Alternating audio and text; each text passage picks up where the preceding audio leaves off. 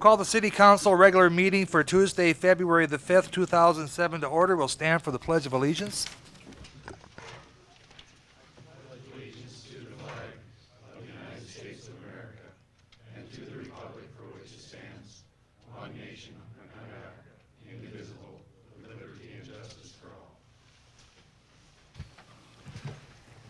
Roll call, Tracy, please. Arbogast. Here. Garnis. Here. Gisselbeck. Heller. Johnson. Here. Meisenheimer. Here. Solberg. Walder. Here. Wilson. Here. And Mrs. York is absent. Thank you. Agenda item number 1 is the approval of the minutes of the City Council meeting held on January the 16th, 2007. Is there a motion? So moved by Alderman Heller. Is there a second? Seconded by Alderman Solberg. Are there any additions or corrections? If not, all those in favor say aye. Aye. Opposed? Motion carried. Item number 2 is the application for a location transfer of a package off-sale liquor license owned by Specialty Leasing Incorporated, Willow Creek Liquors, from 1414 9th Avenue Southeast to 1325 9th Avenue Southeast. And we'll begin with the public hearing. Is there anyone here to speak to the issue?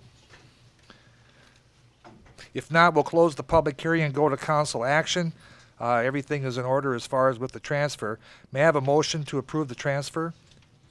So moved by Alderman Meisenheimer. Is there a second? Seconded by Alderman Wilson. Any discussion or questions? If not, all those in favor say aye. Aye. Opposed? Motion carried. Item number 3 is application for ownership transfer of an inactive retail on-off-sale malt beverage license from DJ's Casino Incorporated, 1111 18th Street Northeast, to John DeWall, 1311 First Avenue Southwest. We'll begin with the public hearing. Is there anyone here to speak to the issue? If not, I'll close the public hearing and go to ask for council action for a motion to approve the transfer. Is there a motion? So moved by Alderman Solberg. Is there a second? I'll second. Seconded by Alderwoman Walder. Any further discussion or questions? If not, all those in favor say aye. Aye. Opposed? Motion carried. Item number 4 is applications for a temporary transfer and return of a retail on-sale liquor license owned by Little T's Incorporated. Item A is for the period beginning at 5 o'clock p.m., February the 16th, 2007, and ending at 1 o'clock a.m., February the 17th, 2007, from 1300 9th Avenue Southeast to 1910 West Kemp Avenue. And I believe this is for Pro Pheasants, so we'll begin with the public hearing. Is there anyone here to speak to the issue? If not, I'll close the public hearing and ask for council action for the approval. Is there a motion, please? So moved by Alderman Johnson. Is there a second? Seconded by Alderman Wilson. Any further discussion or questions? If not, all those in favor say aye. Aye. Opposed? Motion carried. Item number B is for the period after 1:01 a.m., February the 17th, 2007, from 1910 West Kemp Avenue to 1300 9th Avenue Southeast. And we'll begin with the public hearing. Is there anyone here to speak to the issue? If not, we'll close the public hearing and go for council action. May I have a motion for the approval? So moved by Alderwoman Walder. Is there a second? Seconded by Alderman Heller. Any questions or discussion? If not, all those in favor say aye. Aye. Opposed? Motion carried. Item number 5 is a presentation by Mr. John Katz of the Convention Sports and Leisure of the draft final report on the new Watertown Sports Facility. And Karen Witt, you were going to introduce John to us? Thank you. You'll probably remember John from the Event Center study we did, and then he also did a first phase for the sporting facility. And I might remind you that this is one of the projects that was identified in the Vision 2015 for the future of Watertown as the needs in the community, and several people listed this a sporting facility of some type, of some kind, so there's been a lot of interest in that as well. So John has done his second phase of the study, so I want to introduce John Katz to you today. Thank you. Thanks, Karen. Mayor, Alderman, thank you very much. Let's see here. We're in business. As Karen mentioned, we had conducted some market research on the concept of sports entertainment venues in Watertown a while back, and had conducted a lot of research related to who the potential customers might be they sporting events, school events, community events, high school events, concerts, rodeos, those kinds of things, and tried to sort through this element of demand unique to Watertown. In other words, who are these customers that we're expecting to get by virtue of this building, and what kind of building would make sense for Watertown for the next few years, and indeed for the next 20 or 30 years. So kind of a long-term and a short-term view as to what kind of building would make sense.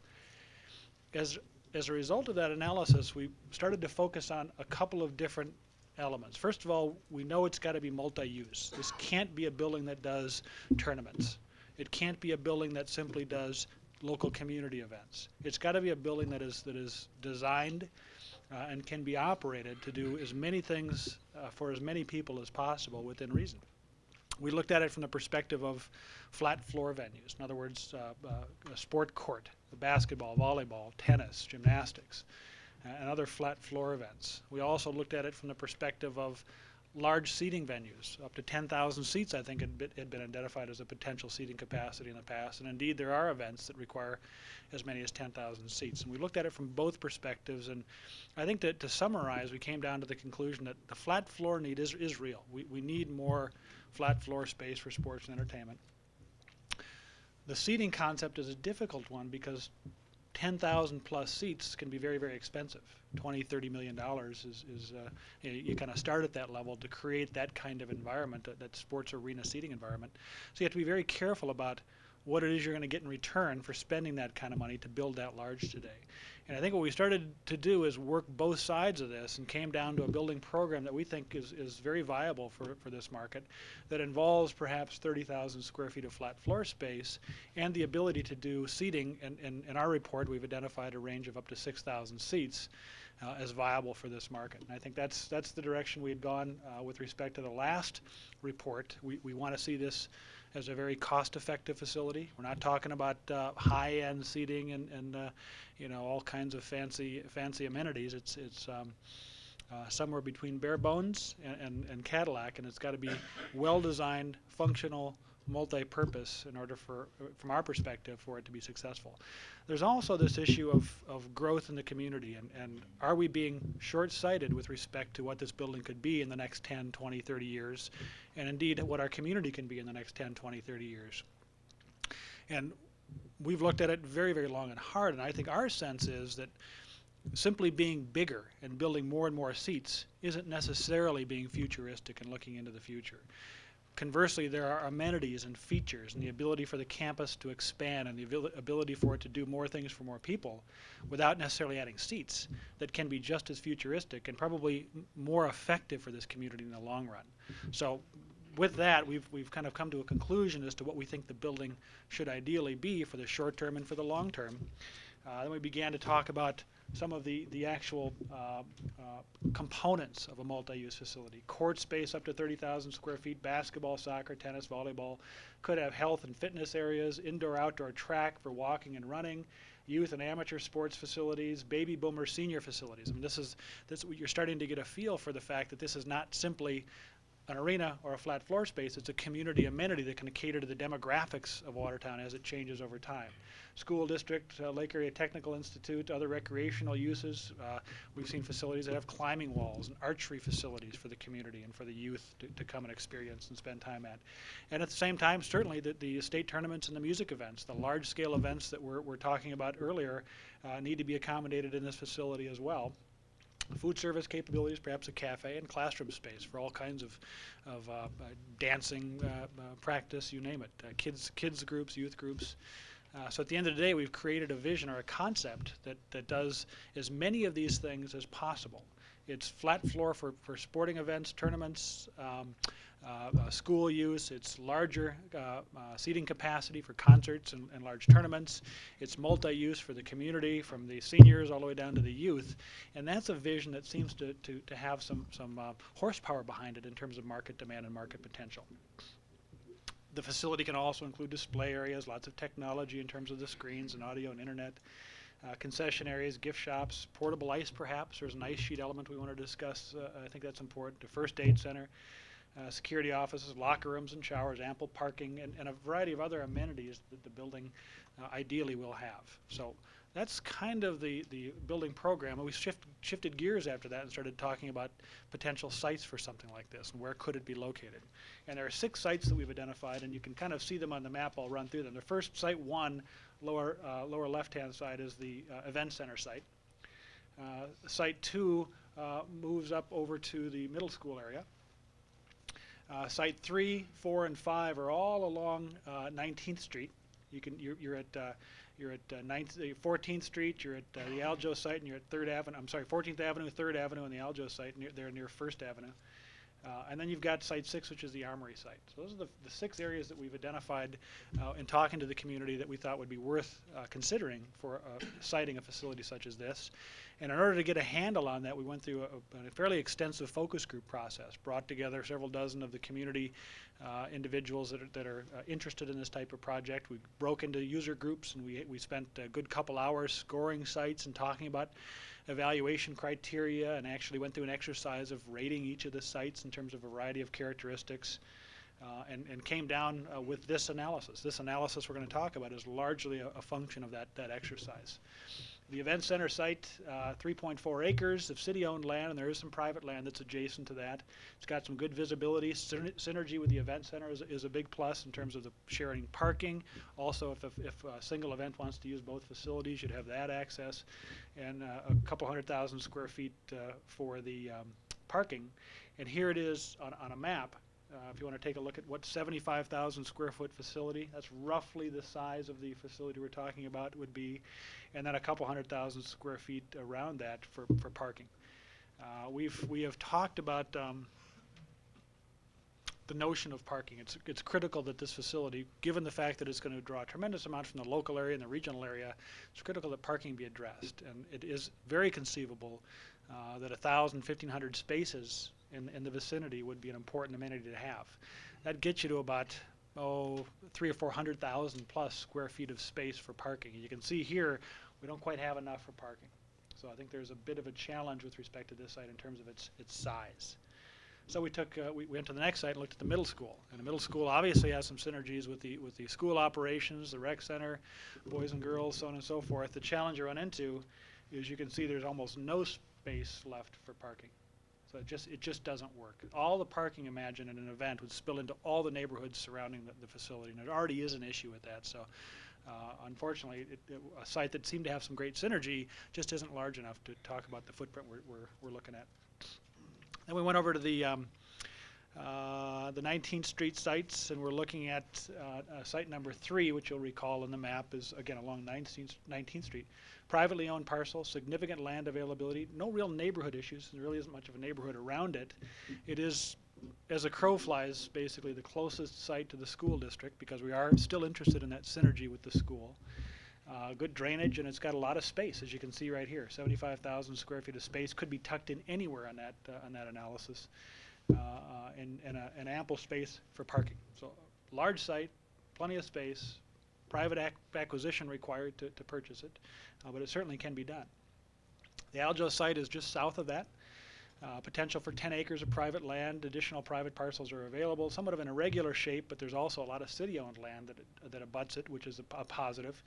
I think a big plus is its proximity to the First Avenue link, and when that's completed, I think you're going to create a synergy with the development that starts to take place along First Avenue. And it's a good terminus, if you want to think of it that way, between the uptown area and a new campus of facilities. And as we see here, a lot of space available for the parking. Plenty of room for that. Heading north, we're up to 19th Street now, or I'm sorry, 14th Avenue along 19th Street.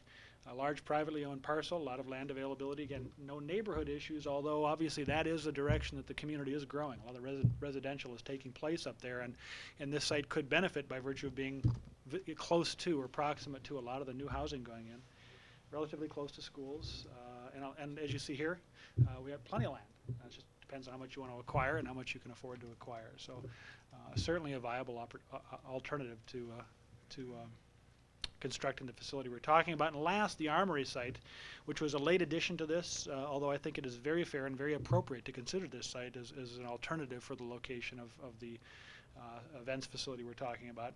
The challenge is, as you can see, it is fairly small. There is some demolition that would be required, which I don't think is a big issue.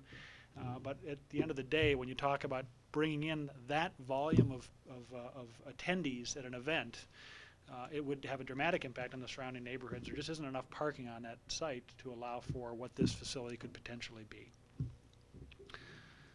So I won't make you read all this, but this is a matrix we used for evaluating each of these sites with respect to the focus group we conducted. We talked about issues such as accessibility, how easy is it to get to from for pedestrian access or for vehicular access. We talked about the site context and land issues. In other words, how big is a parcel? What's the configuration of the parcel? What kind of image potential does it have? Is it tucked away in the middle of nowhere, or does it have presence that we can benefit from on a highway somewhere? We talked about the infrastructure modifications that might be needed, the community compatibility. Again, that's kind of this neighborhood issue. How big of an impact is it going to have on everybody? The revenue potential, which is both financial operations and economic impact. And what's the best bet for bringing in out-of-town people that are going to spend a lot of money in our market and before they go home? And then cost issues. With respect to the accessibility, and this is again traffic, parking, you can see the 5 sites that we've had initially on the scale. The middle school site ranks fairly low. Again, it is a tougher site to get to, and the sites along 19th rank fairly high. They're fairly easy to get to, and obviously with the event center on 212, it's also fairly easy to get to. We talked about the site context and land issues, and again, this is how big the parcel is, the access to hotels. You can see the event center scores fairly high because it's a great location relative to an existing hotel. And you can see the 19th Street sites, both 3rd, the Aljo site, and the 14th, rate fairly high in terms of the size of the parcel. The configuration is generally suitable for this facility, and there are some, especially with the Aljo site, there is pretty decent access to both the First Avenue extension and some of the hotels in that area. We talked about community compatibility, how you kind of think about this in terms of how upset are the neighbors going to be, kind of deal. And Aljo scored very, very high on that, and the event center scored high again as well. Some of the other sites not quite as well. And then revenue potential. Where could we generate the most financial operations or economic impacts? The event center scored well, primarily because there may be an opportunity to operate 2 facilities together, saving some money. And from an economic impact perspective, there could be a potential to run both facilities for a single event. So it was fairly high. And then in summary, taking all of these considerations together, you can see the group basically felt that the Aljo site, for the reasons discussed, was probably the #1 site. The event center probably ranked #2. The challenge being the event center probably doesn't work from the size of the parcel. It just isn't big enough. So you end up with the middle school site being too small, and it ranked fairly low. So you're left with the 3rd Avenue, the Aljo, and the 14th Avenue sites is probably the most viable for the development of a facility that we're talking about. We wrap up our analysis at this point, and I think the next steps, if the community is interested in pursuing this, is to talk to some architects about what exactly would this cost and what kind of features exactly do we want to have in this facility. And it probably is a financing issue, discussion internally as to once we know what the costs tend to be and who's going to benefit, which portions of the community will have access to this facility, a discussion as to how we'd pay for it. So I'll leave it with that, and then certainly I'm available for any questions or comments or thoughts you have. So, Thank you, John. Mayor? Council have any comments that they'd like to make before we move on? I have a question. On your previous study, you mentioned that Mitchell was looking at a facility, 8,000 seating, and it cost about $20 million. Mm-hmm. And so if we were looking at 6,000, it'd probably be fair to say it'd be well over 10 million. Well, we're looking at 10 million in that range to start with, and that's a really good question, because what Mitchell's talking about is I think more of a defined sports arena, and they have larger vomitories, which is the exit areas. There are bells and whistles associated with a sports arena that tend to be fairly expensive. We're kind of getting away from that by saying, let's start with a 30,000 square foot surface, performance surface. And then let's add around that cost-effective, maybe it's bleacher seating, but it's some seating on either side of that sports performance or that sports area to get to about 6,000 seats when the seats are retracted. and you can retract them up to create the 30,000 square foot environment. And our task and our challenge to the architects, and we have talked to them, is to find a way to do that that is cost effective, that isn't building a lot of permanent seats, and perhaps it's not individual seats so much as it is comfortable bleacher seating. So we're looking at something that's cost effective, and the reason we're doing that, or one of the reasons we're doing that, is because we're very sensitive to this notion of building a church for Easter Sunday. I mean, there are tournaments out there, but they don't all need 6,000 seats, and we're not going to get them every single year. They're rotating around the state. Mitchell looking at a facility, Sioux Falls looking at a facility, a lot of competition out there. So our ability to attract these events, these larger events, I think is going to be somewhat challenging. When you get them, they're big home runs. We want to be able to get them, but we don't want to design a building as a sports venue first and a community venue second. This is a community venue with everything from rock climbing walls to facilities for seniors that happens to have the capability on occasion to go to 6,000 seats. And I think in that context, we can do it more cost effective than a typical sports arena. Where you're going to start seeing costs drift up from $10 million is when all the community groups, from the seniors to the youth, start talking about the program. Everybody's going to want to add something in there. And a series of climbing walls for the kids, studios for kids dancing, senior facilities, all these things are wonderful amenities to have, but that's where your costs will start drifting up from that $10 million range. Not that it shouldn't, not that you're not going to get a return on that, but I think that's where you're going to see the cost go up. So we've got almost an apple and orange comparison with respect to what they're talking about in Mitchell. You also mentioned in that first study that we don't have the hotel accommodations to probably attract state A boys or the big tournaments and big events. Right. Can you comment on that? Well, that is true. We've talked to the high school folks, and they're very candid with us to say, Watertown has been a good, viable destination for sports tournaments, but certainly the boys basketball tournament, with requiring 10,000 seats, is a big event. And it's going to require a lot of hotel rooms. And the largest hotel in Watertown now is 101 rooms, which is relatively small. And beyond that, there's a couple other hotels that are below 100, and it's probably not going to double anytime soon, which is probably close to what would have to happen to accommodate a tournament as large as that effectively. So we're ultra sensitive to recommending a building program that doesn't have a synergy with the other community aspects. And I know there's a lot of discussion about that. Why couldn't we be a 10,000 seat community at some point in time? And perhaps someday you could. And the reason people are asking that is they want people to think big, think into the future 10 or 20 or 30 years. And my message to them is thinking into the future 10 or 20, 30 years doesn't necessarily mean 10,000 seats. It could mean a whole host of other features and amenities that represent what Watertown will be in 10 or 20 years. And adding 4,000 or 5,000 seats probably isn't a wise futuristic decision for all the reasons we've discussed. You can be futuristic and think about the long-term future of this community and what it's going to be in 10 or 20 years. And an extra 4,000 seats probably doesn't help you much. I see Dr. Meyer and Doug Schooley in the audience, and the school district obviously would, is bearing the brunt of what goes on in this community as far as community events are concerned, as they have their school activities, and then we have a lot of community events there. I guess I'd be interested, Dr. Meyer, in hearing some perspective from you as to this type of a facility, and from the school district's perspective, if you think it's a viable option that we should continue to pursue. And you've been involved in the whole process, I believe, and I'd like to hear your thoughts.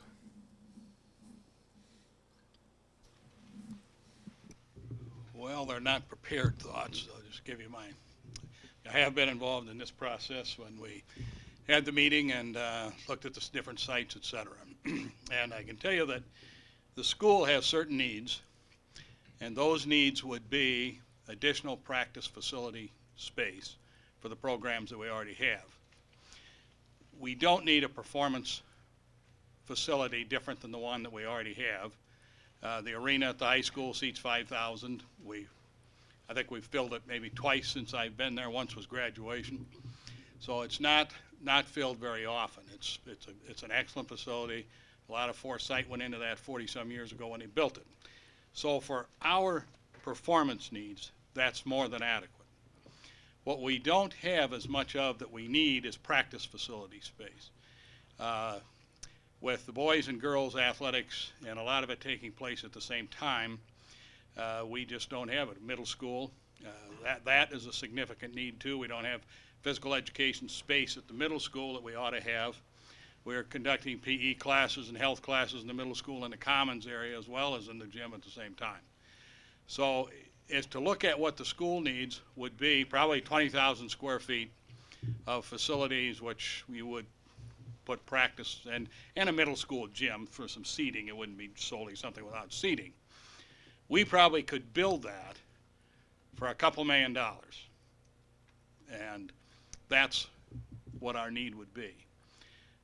The school board has not had discussions over this. They're cognizant of of all the things that are going on because I keep sending them all this information. But we've not had any public discussions over it. So I can't speak for them.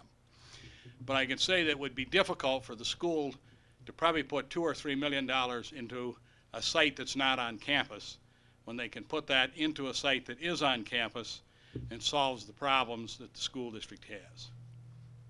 Now, and I don't mean to cast a black shadow on this. I mean, this is a wonderful, and I'm sure the community will have to make a decision, and it would be a superb facility that they would have. But the question really is whether or not the school has the need to participate in the project. Well, we have the need for the space, but whether we would put that money into a site not on campus is a question that has to be answered. That's what I wanted to hear. I think what we're looking at is really a facility that would serve a lot of just the communities, not necessarily the school district. I would see them as potential user for if we had some indoor tennis court capabilities or some of those types of things. But I also think from the standpoint of a lot of the intramural leagues and the youth basketball tournaments that we have that crowd a lot of our facilities, if there's a portable ice type of thing. I guess the big question that I think as a community we need to wrestle with is do you put 6,000 seats into a facility? And the cost of that. I mean, if we're not going that direction with that many seats, then obviously that would bring the cost down, right? Theoretically, it would, yeah. I don't have the numbers, obviously. I think that's a question for the architects, but you're hitting on something very critical. If you're talking about 30,000 square feet of floor space, you're going to have some seats in there anyway. You almost have to have 1,000 or 2,000 seats to make it viable for even small events. The question is the increment to get to 6,000 seats in a portable fashion and what the trade-off is. And that's a very viable question for the next phase of this. And something we haven't discussed is the notion of phasing. If you had one of the 3 sites along 19th, those are large areas, and it's certainly conceivable you could start with some program of space and move forward and develop as the community grows or as the money is there or as the need arises. So you may do it with a smaller seating component, but I think a creative architect could probably find a way to add those back in at a later period of time. I don't mean to prolong this a whole lot, but I see Judge Foley back here. I think you're representing the hockey people. Have you got some thoughts, Vince? How's the fundraising going, Vince, on the ice, second sheet of ice? Favorable. Well, several of us came because we're interested in this process, of course. The mayor alluded to our organization, the figure skating organization, and the Lions Club exploring a second sheet. One of the concepts that we had been talking about was something that was more than just a building with a sheet of ice in it, much like what it was talked about in this presentation. One of the things that the Hockey Association recognizes is that basketball and hockey won't work. And, you know, frankly, the idea of the portable ice is something that's different than a dedicated sheet of ice. They now have plants that you can wheel into a place and set up ice for the weekend. And so it's not, correct me if I'm wrong, but yeah. It's more and- of a special event type thing, right? Right. And so actually that kind of setup would mesh for a larger event like the state hockey tournament. Our process has been on a bit of a hiatus as we waited for several things, one of which is the discussion on this. And so we think that, you know, this step forward is positive. It answers many questions for us. Maybe not completely, but we're looking at all the options and continue to look. Thank you. Thank you. You know, the sites we looked at, I think, because ice sheets are critical for community, would allow for an additional sheet. I don't know if you'd rather have it proximate to the, you'd rather be proximate to your existing ice sheet. Would that be an ideal, or? It would be ideal pipe in where existing plant. Yeah. So I mean, there are benefits to that, but you know, certainly the notion of an ice sheet on one of these campuses or on one of these sites certainly could work as well in a year-round fashion. Any other questions or comments for John? If not, then I guess that I would ask a lot of input from our community and as we go forward, and thank you very much, John. My pleasure. Thank you all. Moving on to item number 6 is first reading of ordinance number 07-01, amending section 15.0603, providing for exceptions to the South Dakota Plumbing Code to allow for the use of cross-link polyethylene pressure pipe within the city. And Ken? I guess you pretty much presented it after evening, Mayor. Council. You can explain the reason why we're doing this? Well, this is basically came before us as a request of the Watertown Home Builders Association, and then again, it's the basic purpose is copper piping has gotten really expensive, and the cross-link polyethylene. Watertown is the only city that within the state that doesn't allow this yet. So we went out, and I went out and personally pulled all the licensed plumbers within the city of Watertown, and all but 2 of them stand in line and wish to have this. The Watertown Home Builders supported 100%, and I get a call about once a week, is it passed yet, is it passed yet, is it passed yet, so. Okay, are there any questions to Ken in regards to this item? Well, it is the first reading, and so there's no action required, and we'll look forward to the second reading. Thank you, Ken. The next is another first reading of ordinance number 07-02, amending section 17.0503, revising the liquid waste disposal coupon provisions. Mike Berger?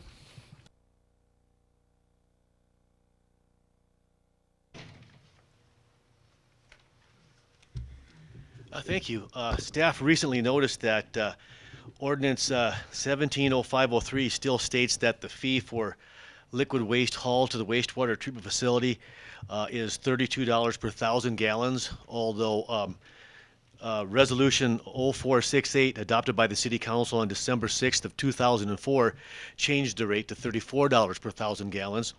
So we recommend modifying the ordinance language to strike the language stating what the fee is and how it's calculated, and adding some language to the ordinance, as it's in your packet, to say that the fee is set per resolution because the resolution's already been adopted. Okay, thank you, Mike. Any questions from the council to Mike? Again, it is first reading, and so thank you, Mike. We'll look forward to the second reading. Next is item number 8, is the first reading of ordinance number 07-03, amending Title 21, regulating zoning and subdivision. And Ken? Again, this one is basically just housekeeping and clarification of some of the current ordinances. We've added some definitions on the definition of corner lot and lot line application, specific use office building. You had to go to a separate section to realize that it was only applied along Highway 81, 212 and Highway 20, so that was added in. Within our height and placements regulations, the R2A and the R3, R4 came out of there because they didn't really apply, and they added back in the lower sections where they applied. Probably one of the most important issues on this one is number 5 on the bottom there, on corner lots, all residential districts, 2 front yards are required. We've removed the word residential. We've basically been applying the two front lots to all commercial and residential properties, but the ordinance only specified as residential. This has pretty much been what we've applied anyway, so now we want to clarify it and make that part of our ordinance. Again, just another clarification for multi-family dwellings. They could have one larger 8-plex garage with a house, with stuff like that. And then just a clarification of screening requirements. It's got to be a minimum of 4 feet high and 7 feet high. Any questions? Thank you, Ken. Any questions for Ken? Again, it's first reading, so we'll look forward to the second reading of that ordinance.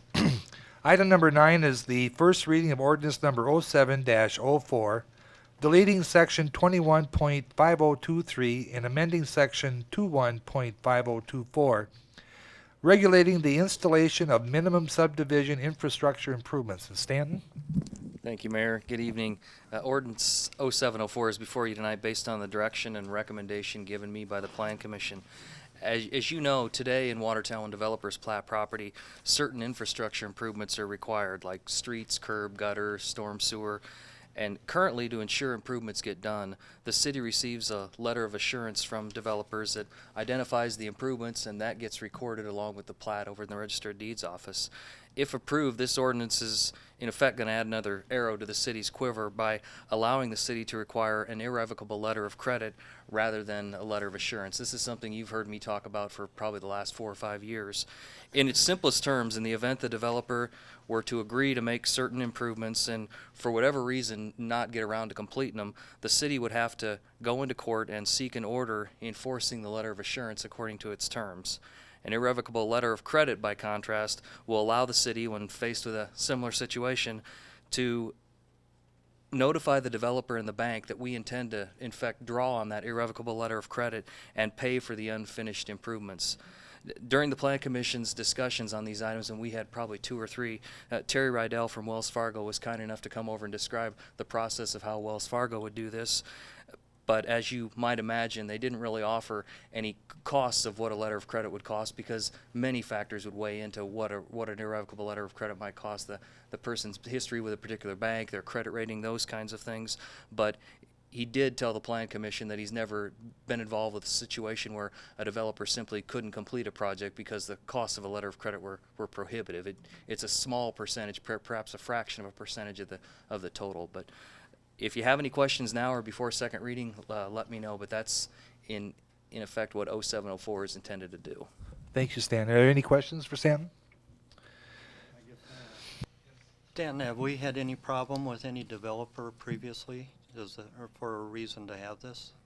I would not be able to identify a particular developer, but I can tell you, Dennis, that there were circumstances in Watertown's past when infrastructure improvements were required, letters of assurance were not even obtained in some cases, and the city wound up holding the bag and, in fact, having to put in streets and various improvements where they were never done. To cite a specific example, I couldn't, but I know from talking with folks whose institutional memory is far longer than mine that we have been left holding the bag on things that weren't done. Curb and gutter along a certain golf course might be an example. Perhaps. Well, I think also we must remember this is just good business practice, isn't it, Stan? I can tell you, Mayor, in the 5.5 years that I practiced in Rapid before coming here, every developer had to file one of these with every plat and every required infrastructure improvement. Certainly, there was a dollar amount. I mean, if the cost of the infrastructure improvements were almost negligible, you know, in those cases we didn't require the letter of credit. We're talking big ticket items like big stretches of street and curb and gutter and those kinds of things, sidewalk that for whatever reason might not get finished. Thank you, Stan. Any other questions then? If not, we'll look forward to the second reading of that ordinance. Item number 10 is authorization to advertise for bids for construction of projects for the Upper Big Sioux Watershed Project, which is Ag Waste System Concrete, Ag Waste System Fencing, and Pelican Lake Shoreline Improvements. And Mike Williams? Good evening. We are beginning our 2007 construction season by preparing bids and getting all the infrastructure done to take place on 2 major projects starting out in June.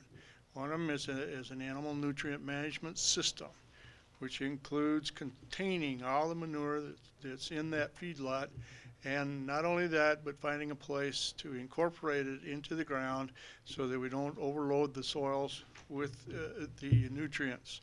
So we have a management plan where the plants can take what we put on the land, and we're pretty happy with what we've done. We're in the 30s now in the number of these, and we're seeing with our water monitoring, we're seeing a pretty good improvement in the quality of water in the river, which benefits our lakes. Lake Pelican is a little bit behind schedule, and I'm thinking that your new storm sewer program is going to help a great deal there. The nutrient levels in the water there have not dropped, and if anything, we're finding on some of the inlets that there's still high quantities of nutrients coming into that lake. And there are some folks out there that are pushing pretty hard to begin the dredging. We might start taking a look at that as we get into our second half of our 20-year program. It may work for Pelican because of the open space around it, that we could take the east end and probably take it down 6, 8, 10 feet maybe along there, because it seems to be that's where the majority of the silt is, which is about 12 foot thick in that end of the lake. But we would get out a lot of the phosphorus by removing that sediment in the bottom, which is what makes the algae grow. So we're controlling the shoreline.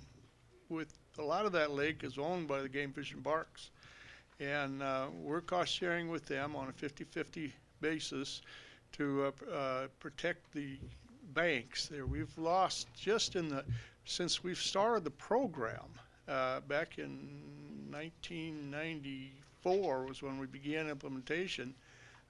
We've lost 8 to 10 foot of shoreline all the way around the lake, and it's all out in the middle. So we're gradually closing that loophole, and we've done 2,000 feet on the north side.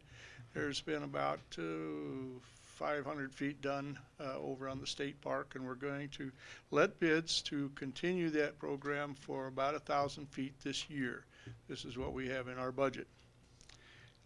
We look forward to bidding that so that we can begin hauling in the rock. The other project that we've got on the line for either May or June, depending upon the weather this spring, is the feed lot. And that lot, we need to bid 3,600 plus feet of lot fencing for that one.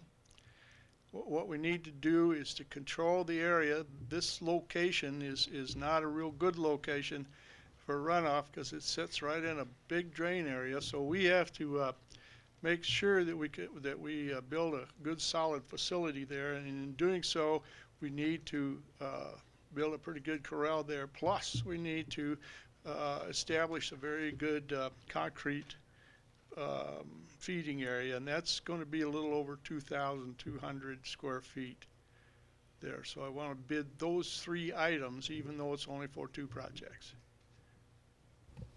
Anything else, Mike? That'll be it. Okay, can I have a motion then for authorization to advertise for bids for the Upper Big Sioux watershed projects? So moved. So moved by Alderman Giselbeck. Is there a second? Seconded by Alderman Garnos. Any further questions or discussion?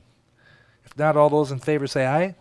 Opposed? Motion carried. Thank you, Mike. Thank you. I invite you to, if you're out to the farm show, look for our booth. You'll be a little bit impressed. Hey, Mike, one last thing. How come there's so much open water over towards your place? That whole shoreline over there is wide open. Well, this is caused by a convection current in the lake, and it's been there because back when we had the warm weather after the initial freeze, the rock pile absorbed heat and began to open that up, and there was a large heave along that same area. Well, once that starts moving, the cold water is in the center, and the colder water is heavier, and it sinks. And what happens, it begins a circulation along the outside of the hole, and the colder it gets, the faster the water moves and the bigger the hole gets. And about the only way it freezes is if it gets big enough where the warm water can't get there, or if you have a snowstorm that gets in there and slows down the circulation, and then you can get it freeze. But it is pretty unbelievable to look at, this way below zero weather we got, and we got over water.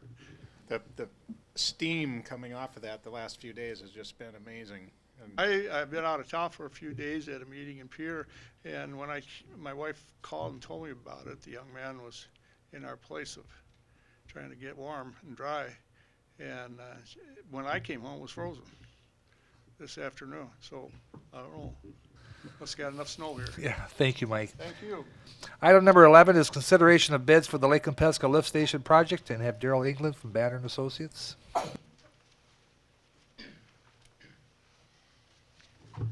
Thank you, Mayor and City Council. On January 17th, we opened bids for the Lake Compesca Lift Station Improvement Project, and I'll just walk you through a little bit of what that project consisted of. We're replacing pumps in 21 of the lift stations. And in the base bid, this is in the base bid, we approved 3 pump manufacturers. And we had good competitive bidding in and amongst those 3 pump manufacturers. We also replaced a wet well for 3 lift stations, replaced the covers, access frames, and doors for 11 lift stations, and we installed valve vaults. We're installing valve vaults, interior pipe, valves, and fittings for 19 lift stations, and then replacing control panel enclosures for 17 lift stations, electrical disconnects at 21 lift stations, and then some miscellaneous piping, and which would be some force main piping as well as some gravity sewer piping. We also had an alternate number 1, which consisted of replacing lift station controls and the enclosure at 4 different lift stations. There was an alternate number 2, which consisted of having any pump supplier submit a bid for the project. As I indicated, we had 3 pump suppliers who were prior approved. Under this alternate number 2, any pump supplier could submit a bid.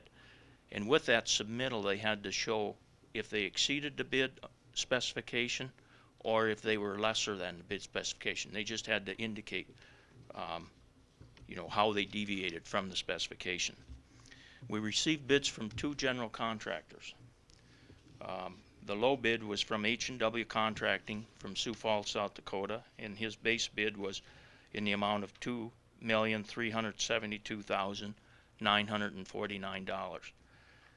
He submitted for alternate number 2, which was for the controls for 4 of the lift stations, in the amount of $48,877.13. We did not receive any bids for alternate number 2, which were for the alternate pumps. Neither of the contractors submitted a bid for alternate pumps.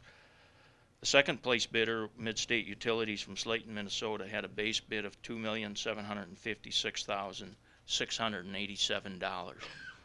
And then his alternate number 1 was in the amount of $50,000. Alternate number 2, he did not submit a bid for.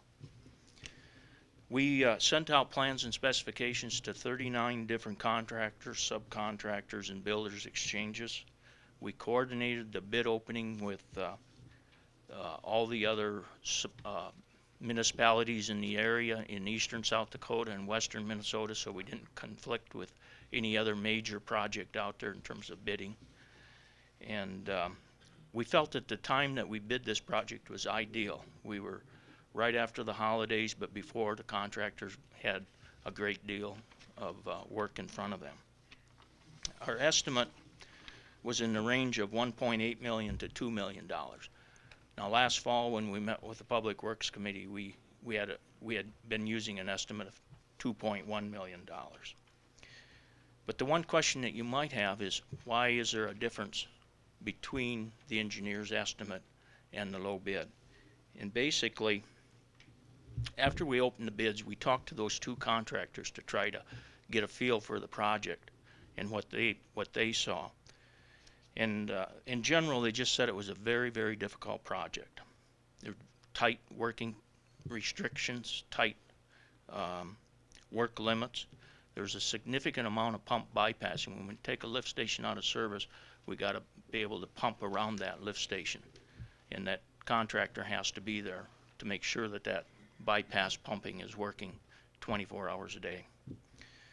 There's a considerable amount of dewatering, as you might expect, being next to the lake. And then there's also several other utilities buried in that area. Since we first put those lift stations in the mid-70s, there's been other utilities that have come in closer proximity of the excavation for the lift stations.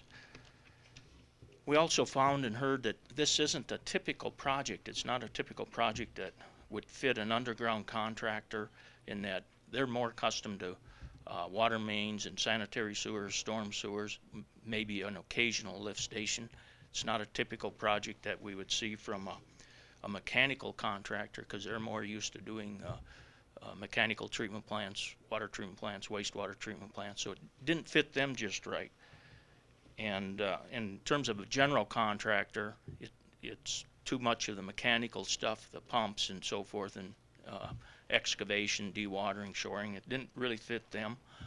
And then the pump suppliers themselves, it didn't fit them real well because of the excavation that was involved with the project.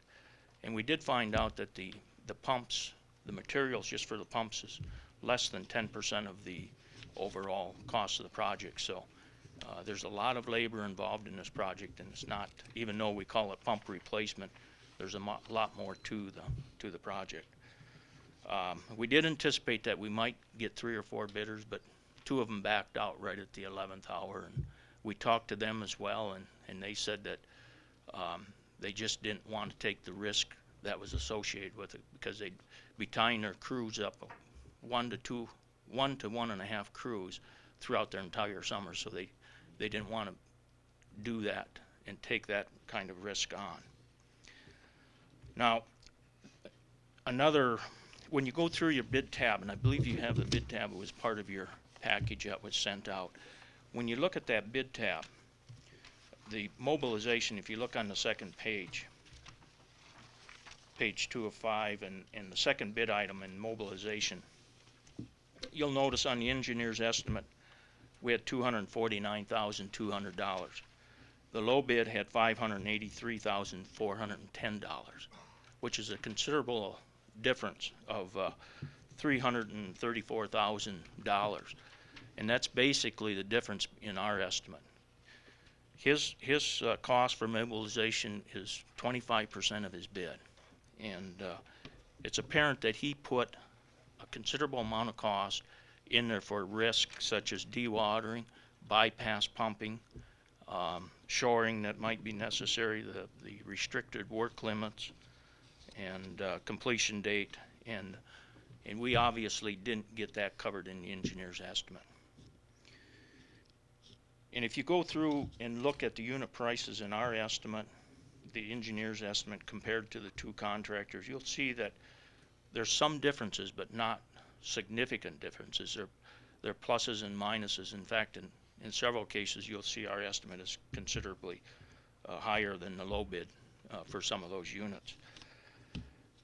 And if you took that $334,200, the difference in that mobilization that I was talking about earlier, and you added that to the engineer's overall estimate, we would have, our opinion of probable cost would have been $2,334,200, which would have been more in line with the low bid. Now, the other question that you might have is, if we rejected all the bids and rebid, will we get a more competitive bid? And it's our opinion that we won't.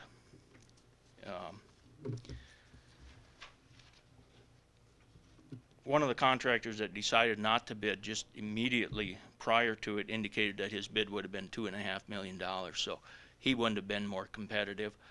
The other contractor said his bid was someplace in the 2.1 to 2.5, but he didn't have enough, or he didn't take the time to put it all together, didn't have the manpower to put his bid together, and in fact, I think it was 3 days before he decided not to bid, and he said in all likelihood, with the risk that was involved, he probably would have been closer to the upper range of $2.5 million. So we believe that the plans and specifications were distributed to an adequate number of contractors. We believe we hit the bidding environment at the right time, and as we discussed earlier, this project just doesn't fit a typical contractor. There's a multitude of different contractors that will be involved in this particular project. So if we rebid, we might be able to pick up one or two bidders, but we'd also stand the chance of losing the two that we do have. So for that reason, we would suggest not rebidding it. Now, for the reasons that we discussed here tonight, Banner Associates recommends awarding the Lake Compesca Lift Station Improvement Project to the low bidder H&W Excavating, Contracting, I should say, from Sioux Falls, South Dakota, in the amount of $2,372,949. And our recommendation is based on the fact that we believe the pump prices are competitive. As I indicated, we had 3 pump suppliers, and they were very competitive quotes right up to the 11th hour. And that the actual cost, even though it's higher than we expected, it's probably reasonable in light of the complexity and the difficulty associated with the work. So as you might imagine, this project involves a significant amount of work, which will take a significant amount of time, but at the conclusion, you should expect to have a system in place that will last you another 30 years, just like the project that we're replacing these pumps for. They were done in the mid-70s, so you know, as I think back in the mid-70s, we still had black and white televisions at that time, and just coming out of the Vietnam era. So we believe that this system will give you that kind of service again. And incidentally, the pumps that the contractor has listed would be the same pumps that are out there in your system right now today. So with that, I'd be happy to answer any questions that you might have. We also are running out of repair parts, I believe, too, aren't we, on these pumps that we already have in the lift stations? That's getting to be an issue too, isn't it, Herb? That's affirmative. Okay. Does council have any questions for Daryl? I guess the only question I would have is, you know, with this project, what should Lake residents expect this summer? Oh, for disruptions? Right. You're going to see isolated disruptions, and I know we got one real close to you, Brad, so it's a good question to be asking. So what we're going to do is we're going to have a meeting with the residents prior to any construction starting, I believe is what we talked about, Herb. I will announce through the various media sources when we're going to have an open house so that you and any other affected landowner around the lake can come and see how this project impacts you. Okay, thank you. Any other questions? For Herb or Dave, what was the budget, proposed budget for this project?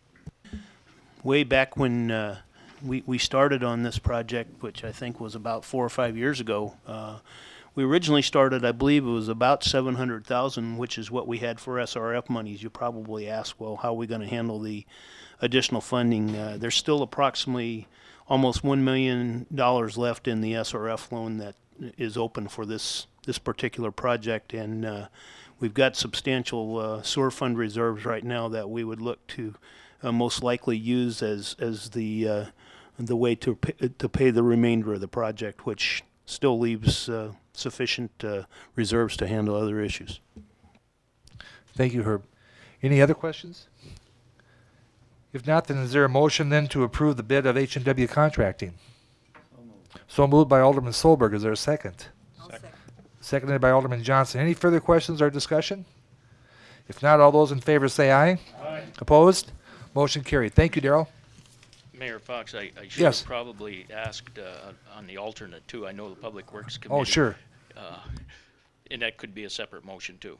That's correct. Go I ahead. think the Public Works Committee at their meeting approved the alternate number 1 in the amount of $48,877.13. Would you like that as a motion? Yes, please. I would make that as a recommendation. Yeah. Okay. So moved. So moved by Alderman Johnson. Is there a second? Second. Seconded by Alderman Giselbeck. Any questions or discussion? If not, all those in favor say aye. Aye. Opposed? Motion carried. There you go. Thank you, Daryl. City Council. Item number 12 is approval of a remedial action plan for the former manufactured gas plant and authorization to disperse funds on the project. And Herb? Thank you, Mayor and members of the council. our consultant Geotech, and we've talked about this, the Brownsfield project here for several years as a project that we were going to use to clean up some contamination left from the former manufactured gas plant earlier in the 20th century. In your packet, I provided rather than bore you with a 30-page document, I put in an executive summary of a remedial action plan provided by the consultant. The purpose of this plan is to develop a scope of work for the contractor who will bid, contractors that'll bid on this project later in the spring. Soil and groundwater testing have indicated two primary sources of contamination.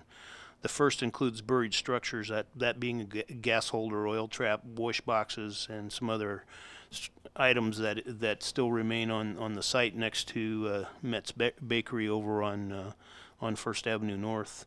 The second is a tar disposal well, which is located on the vacant lot across the street to the southwest.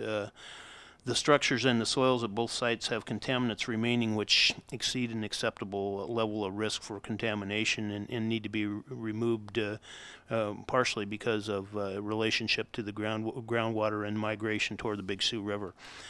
The actions selected in the remedial action plan are limited to those necessary to identify the source materials and surface soils that present the highest risk. Jeff High, Kim McIntosh from the South Dakota DENR Brownsfield program, and I have reviewed the draft documents and concur with the recommendations. Excavation and off-site disposal is considered the most cost-effective means of addressing the source area materials for the former manufactured gas plant site. Excavation and disposal of the contaminated soil and substructures is the most practical approach. Across the street, there will be excavation for the disposal well, and then the area around it will be covered by a clay cap, which will be placed over the impacted surface soils, in essence, to enclose and deny further migration of contamination. We anticipate the off-site disposal of approximately 57,000 tons of contaminated material to the Brookings landfill and placement of about 8,600 cubic yards of clay material caps plus topsoil and seeding on the lot across to the southwest. The project is scheduled to be bid, like I said, before the spring and completed on or before September 1st of this year. The approval of this remedial action plan is actually the first step in the bid process. Staff is continuing to work through some final details related to the bid documents this week. We hope to have them wrapped up this week so that they can actually be published in the paper. Total project is estimated to cost $560,000. Funding comes from a number of sources, most of which is the state's Brownfield program. The city has budgeted $130,000 towards this effort, as our cost share. Municipal utilities has also budgeted the same amount. The endorsement of this plan does come with Public Works Committee recommendation of approval from the January 23rd meeting. I therefore request two authorizations: one for the mayor to sign the remedial action plan on behalf of the city, and for your authorization for disbursement of funds to Watertown Development Company for administration of the project, as long as the bids come in under the budgeted estimate of $560,000. I noticed that Jeff High and Craig Atkins are also in the audience if there are other questions. Is there a motion then for the approval of the remedial plan and for the disbursement of the funds for the project? So moved. So moved by Alderman Solberg and is seconded by Alderman Garnos. Any further questions or discussion? We had a discussion at the utility board on this, and there will be some contaminants that we won't be able to get, I understand, out of the water and that. Is there any way that we can be assured through EPA or that we won't have to go back and do these things, get some confirmation that way? The process that we're going to go through will remove the contaminants above the groundwater, so that the objective being, as you get rains or other events that would cause water to migrate through this contamination, you won't move it everything else that is still in the ground will be located below the groundwater, so there isn't going to be a further risk of contamination.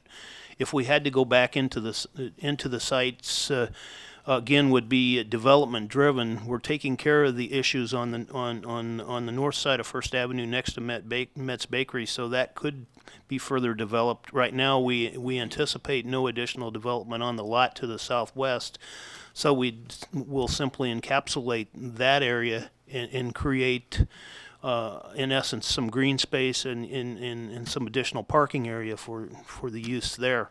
I don't know, Jeff, anything else you can think of that? While Jeff's coming to the podium, the conversation I had to your question, Dennis, with Kim McIntosh from the state, I asked her that same question.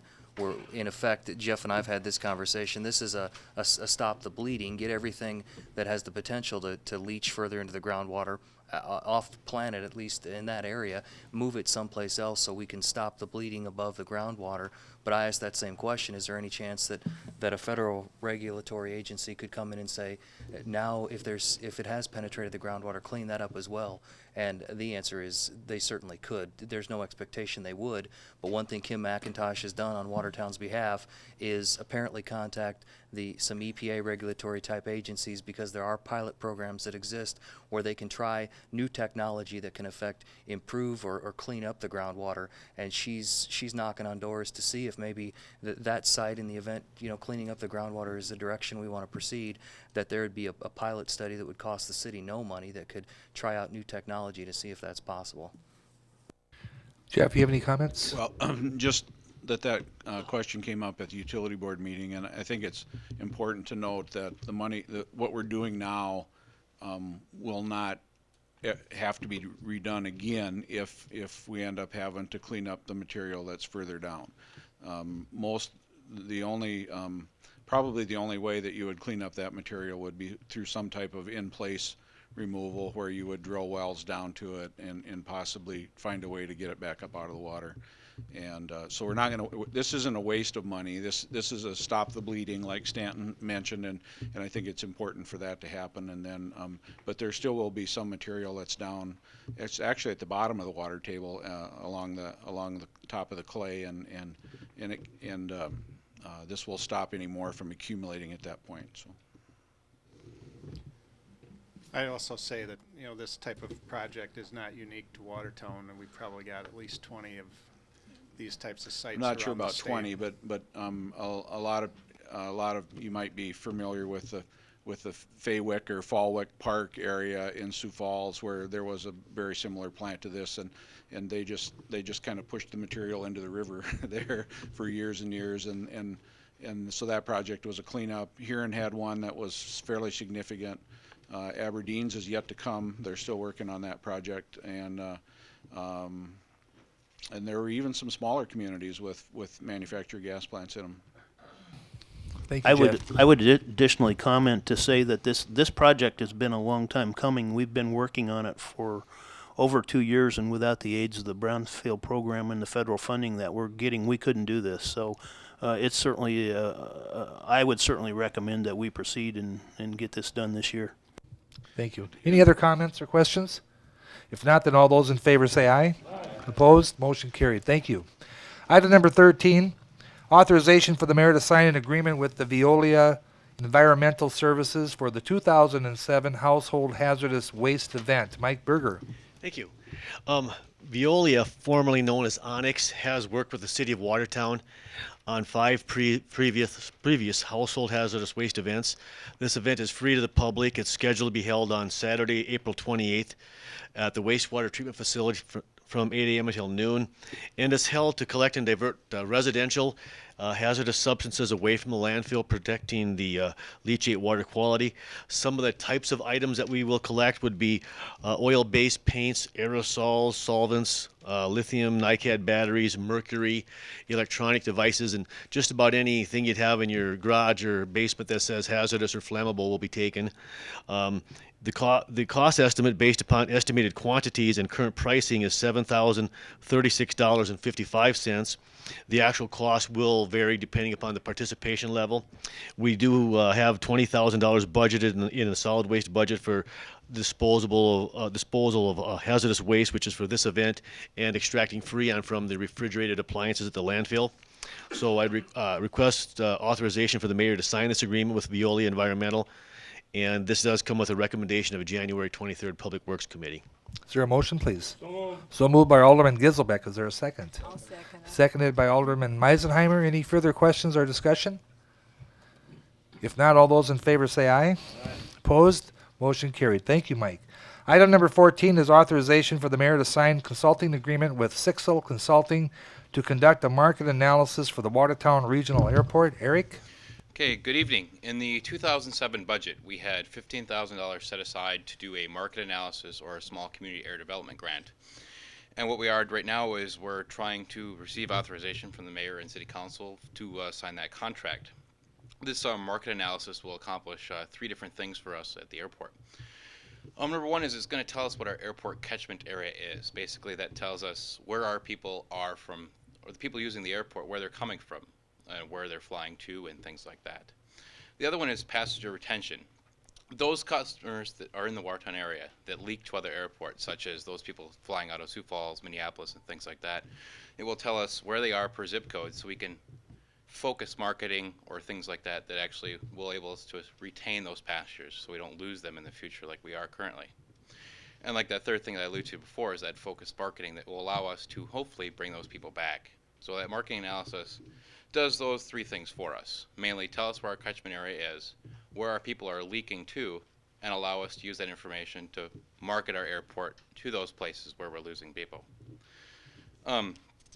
That's what the market analysis is supposed to accomplish, and then I can lead into the small community air development grant when we get that far. But for now, I just need authorization for the mayor to sign that contract.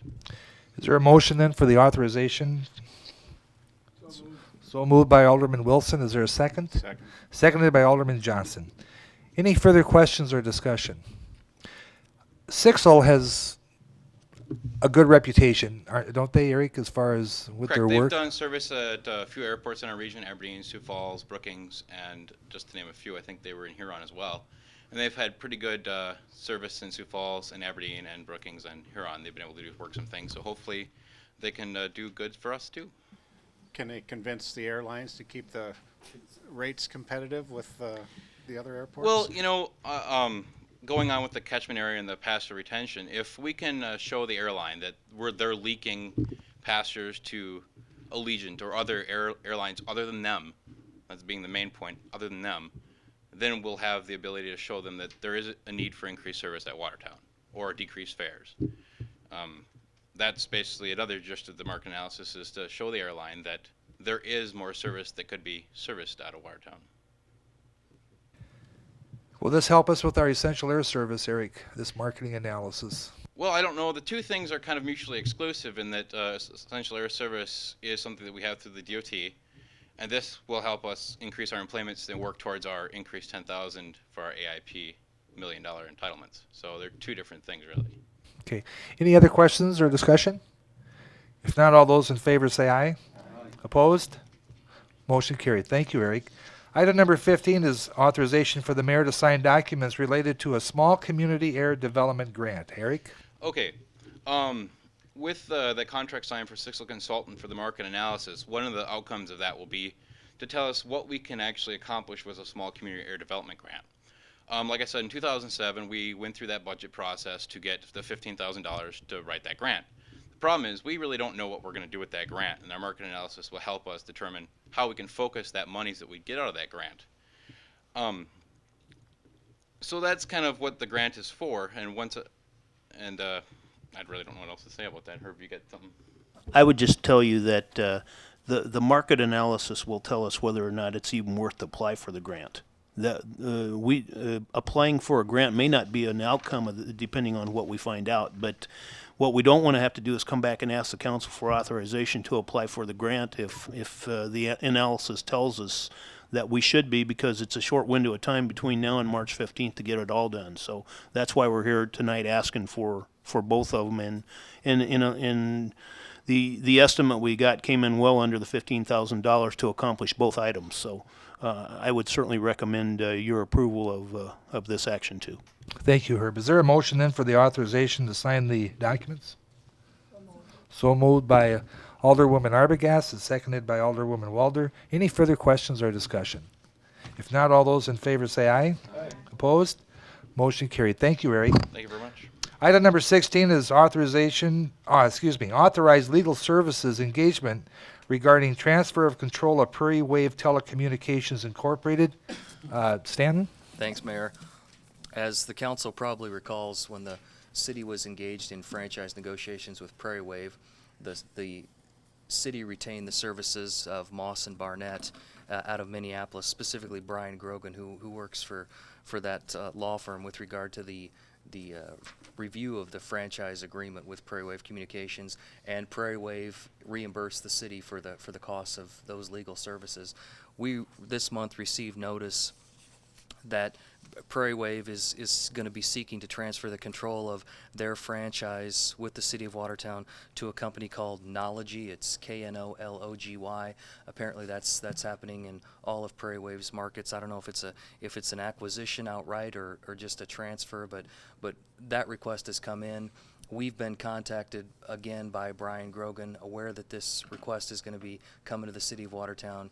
He's asked whether we would engage him to provide reviewing services for us. I'd certainly recommend that we do, and with the qualification that the approval of the transfer of Prairie Wave's franchise to Knology would be contingent on them agreeing to reimburse us for the cost of these fees. We've been assured that they will. They historically always have. There's no reason to think they won't, but we'd like to ask for that authorization with the understanding that we would obviously request or require reimbursement as a condition of it. Is there a motion then for that effect, please? So moved by Alderman Walder. Is there a second? Seconded by Alderman Meisenheimer. Any further questions or discussion? If not, all those in favor say aye. Aye. Opposed? Motion carried. Item number 17 is approval of a joint funding agreement with the U.S. Geological Survey for 2007 operation and maintenance of the Upper Big Sioux River flood forecasting system. And Ken?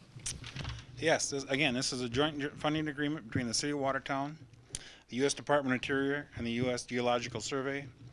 We also have the total cost of this project is $76,600.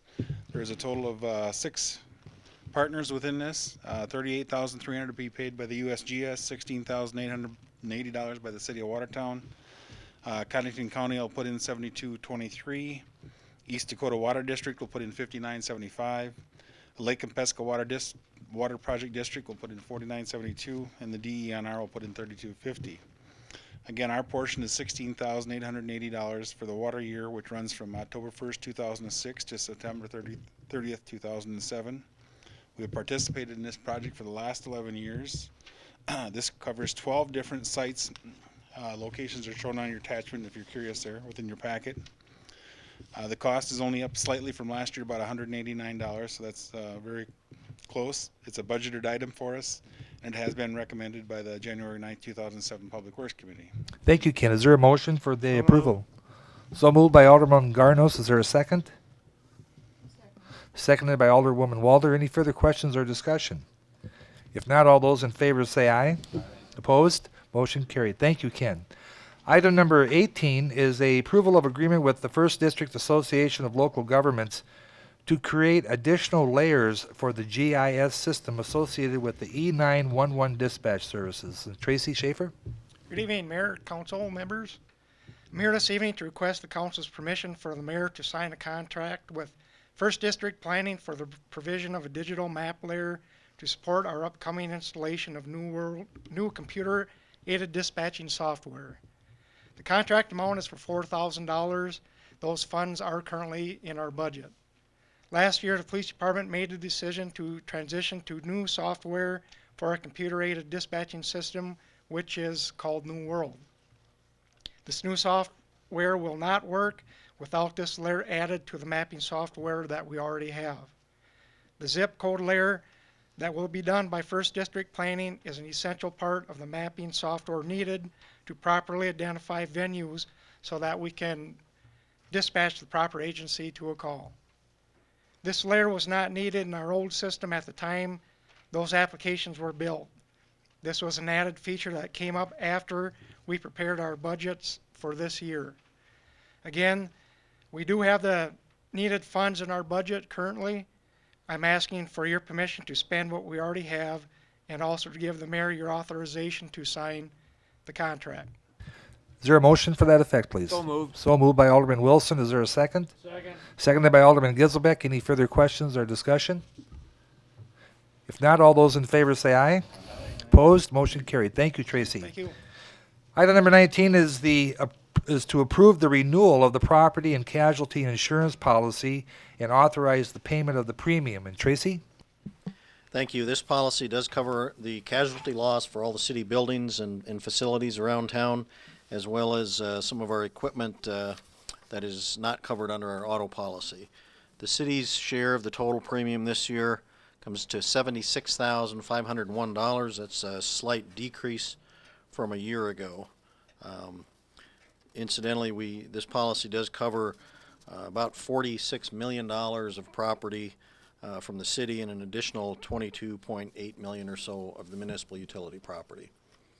Thank you, Tracy. Is there a motion then for the approval of the renewal of the premium? So moved. So moved by Alderwoman Arbogast. Is there a second? Second. Seconded by Alderman Johnson. Any further questions or comments? If not, all those in favor say aye. Aye. Opposed? Motion carried. Item number 20 is the approval to write off uncollectible ambulance accounts receivable in the amount of $7,462. Is there a motion, please? So moved. So moved by Alderman Johnson, seconded by Alderman Meisenheimer. Any questions or discussion? Yes. Yes. We've discussed this before, and is this the end result of going through to a collection agency? Where is that at? I can answer part of your question, then I think we'll have to ask the fire chief to answer the rest of it. But this list is simply the accounts for this month that have been determined to be uncollectible and will be turned over to the collection agency that we use. And I guess with that, Mike can fill you in on where we are in terms of what collection agency we're using and kind of the success that we're seeing. As per the council's direction, we did seek bids from 3 different organizations for collection fees. It was determined from those bids that, not truly bids as much as they are quotes, that we would go with AAA Collection out of Sioux Falls. They have a pretty good track record. Both Prairie Lakes Hospital and now Sanford Clinic are presently using them. And it was felt that as long as we are also tied in on the medical part of that, it benefits AAA, or it benefits us to be a part of that consortium, if you will, because as long as they're already going after the money from the same people typically the ones that aren't paying us are not paying the hospital either. So it makes it worth their while to go for a larger portion. So we have entered into a 1-year agreement with AAA Collections from Sioux Falls. Any other? Last month. Thanks, Mike. Thank you, Gordy. Any other questions for Mike or Tracy? If not, all those in favor say aye. Opposed? Motion carried.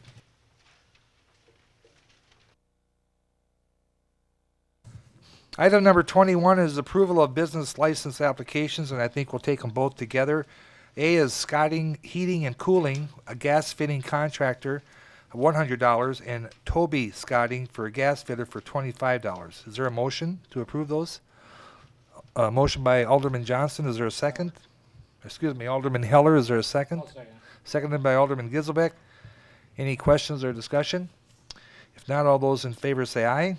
Opposed? Motion carried. Item number 22 is acknowledgement of a notice to conduct a raffle by the Fraternal Order of Police. And here they come. Good evening, Mayor and Council. Terry Ingles, Steve Rehorst with the Fraternal Order of Police. We're requesting your permission to hold a raffle for our fundraising events.